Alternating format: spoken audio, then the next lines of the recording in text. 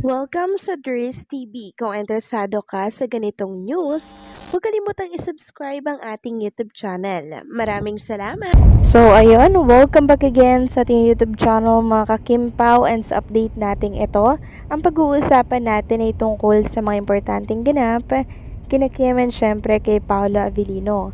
Pero bago po ang lahat, maraming salamat sa inyong patuloy na pagsuporta at pagsubaybay sa mga daily update natin.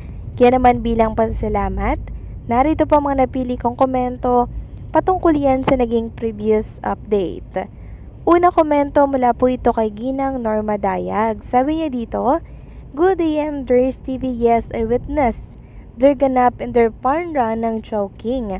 Happy ako Dries dito sa ganap nila sa Chowking fun run."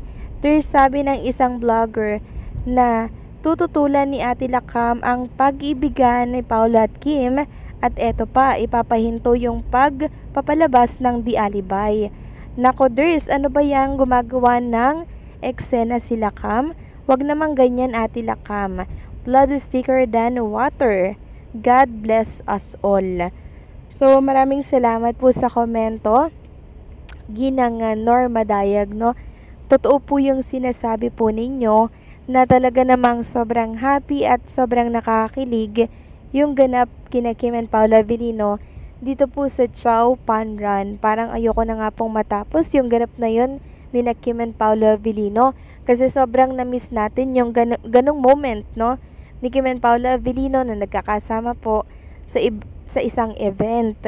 Tungkol naman po kay Lakam na kung saan ay napanood nyo po sa isang vlogger na tututulan daw po yung kasal at pag-iibigan ni Kim and Paolo Avellino at ipapahinto yung pagpapalabas ng Di Alibay.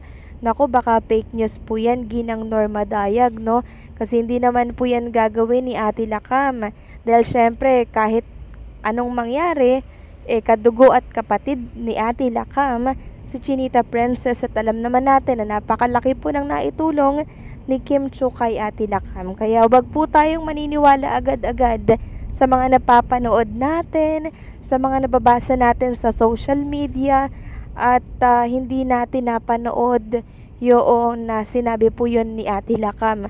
Pero kung napanood lang natin sa mga vlogger tapos wala namang pruweba na maipakita na sinabi po yun ni Ate Lakam, naku, wag po tayong maniniwala sa mga ganyan. So, piliin lang po natin yung mga papaniwalaan natin na balita na napapanood natin sa mundo po ng social media, okay? So, maraming salamat sa komento, Ginang Norma Dayag. God bless po sa inyo and mag-iingat kayo palagi. At ang pangalawang komento naman, mula po kay Ginang Edetana Donza. Sabi niya, "Hello Ders, ano ba yan? Mga kakimpaw, wag tayong mag-alala. May trust si Pao kay Kimi. Kung sino man ng suitor ni Kimi, mayaman man or hindi, pag ayaw ni Kimi, ayaw niya. Kasi may minamahal na si Kimi. Alam natin andyan ang isang Paolo Avellino, hindi tulad ni Kimi, sa iba dyan na pag may jowa na tanggap ng mga regalo. In short, hindi papasa si Kim sa mga suitors niya. Or hindi papaasa si Kim sa mga suitor niya. Stick to one ang isang Kim Chiu. Si Paolo lang ang nasa puso niya, at alam natin na malaking tiwala at support ni Pao kay Kim." Sabi ni Paolo, pag worth it ang pagmamahal niya sa isang babae, handa niyang iwanan ang mga negative vibes na nasa sarili niya. Handa niyang baguhin ang lahat dahil sa isang babaeng minahal niya at nagmamahal sa kanya. Walang iba kundi ang isang Kimberly Chiu Yap. Kaya bashers, tama na, huwag sirain ang Kim Pao, kasi kaming mga fans ng Kim Pao ay handang suportahan at protektahan sila. Mahal namin ang Kim Pao. God bless. So maraming salamat po sa komento, Ginang Edetana Donza. Tama po kayo dyan, si Kim Chiu po, napakayos niya pong babae, at pag alam niya pong committed na po siya, hindi na po siya mag-entertain ng iba pang lalaki. At siya yung babaeng hindi po nagpapaasa ng mga kalalakihan. Kaya nga po, mga kakimpaw, yung mga naging boyfriend niya, ang tatagal po niyang nakarelasyon. Yung mga yun na lang, yung nagloko 'Diba? So, hindi po deserve ni Kim Chu na mga ganong klaseng lalaki. So, maraming salamat sa mga komento ninyo. God bless and mabuhay kayo. So, ito na nga, pag-usapan na natin mga kakimpo, mga topic na nakalap natin sa gabing ito. At unahin natin itong inilabas po na video reels ni Chinita Princess sa kanyang Instagram account. Ito po yung mga pasilip ganap ni Kim Chu sa Thanksgiving party po ng Tanduay Ram na ini-endorso niya.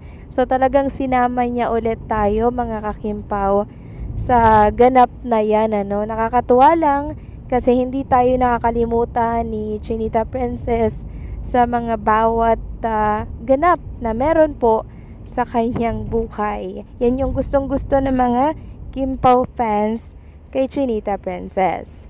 Samantalang next topic naman tayo, pag-usapan natin mga kakimpaw, ang tungkol nga dito sa pamabatikos kay Kim Chu dahil sa maiksing short na sinuot niya po during Chow Pan Run. So ang nakakatuwa dito, ginawan po si Kim Chu ng edited picture ng ilang Kimpaw fans para si Kim Chu na daw yung nag-adjust. So 'di ba maiksing short para komportable sa pag-jogging. Ngayon, inedit ng ilang Kimpaw fans, ginawa pong palda. So, si Kim Chu na daw po yung nag-adjust mga kakimpaw. Kasi naman yung mga bashers, kung ano-ano po yung sinasabi nila na kesyo, ang iksi daw kasi ng short ni Kim Chu, kaya nakikitaan daw. Ano bang susuotin? Itong ganito kahaba po na palda. So, ayan, inedit po ng mga Kimpaw fans. Kaya sobrang aliw nito mga kakimpaw. Sana naman yung mga bashers, tumigil-tigil na lang, okay? Samantalang ang next topic naman, pag-usapan natin ang tungkol nga dito sa panibagong blessings ni Kim and Paolo Avellino. Sabi kasi ng Jollibee Group Foundation, true change happens when we come together. Paolo Avellino and Kim Chu joined the Jollibee Group in inspiring a culture of volunteering and empowerment. Through the Jollibee Group Foundation Farmer Entrepreneurship Program, farmers are trained and supported to become agro-entrepreneurs, helping them grow quality produce that is supplied to Jollibee Group brands and other markets. With every step, they gain opportunities to earn sustainable incomes and build brighter future for their families and communities.